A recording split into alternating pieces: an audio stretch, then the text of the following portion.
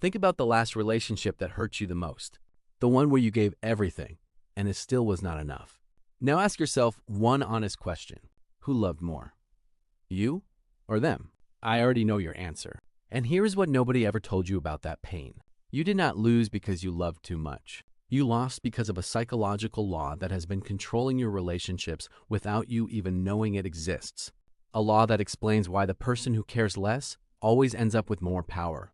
Stay until the end, because the last part of this video will completely change the way you see yourself.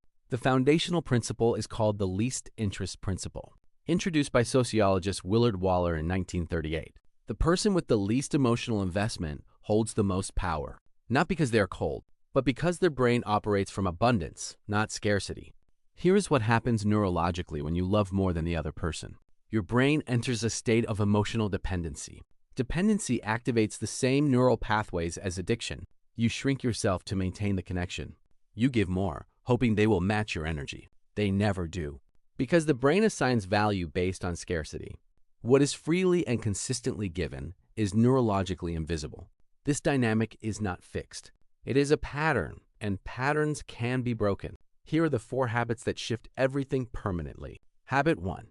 Rebuild your emotional independence daily. Your happiness and peace must never depend on one person. The more complete your life is, the less leverage they hold over you.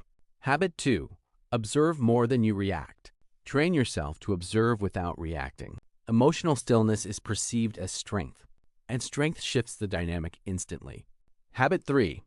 Let your standards speak louder than your words. Stop explaining what you need. Show what you will and will not accept through your actions. Clean, quiet boundaries communicate your value without a single word. Habit 4. Become invested in your own evolution. Become so focused on who you are becoming that the relationship becomes one part of your life, not the center of it. When they sense you have a direction that exists without them, the dynamic shifts automatically, because now you are the one with least to lose. Control in a relationship does not come from love. It comes from emotional independence.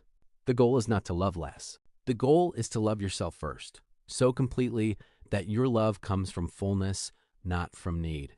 That version of you is uncontrollable. That version of you is magnetic. And that version of you will never beg for what it deserves. If this gave you real value today, subscribe. See you in the next one.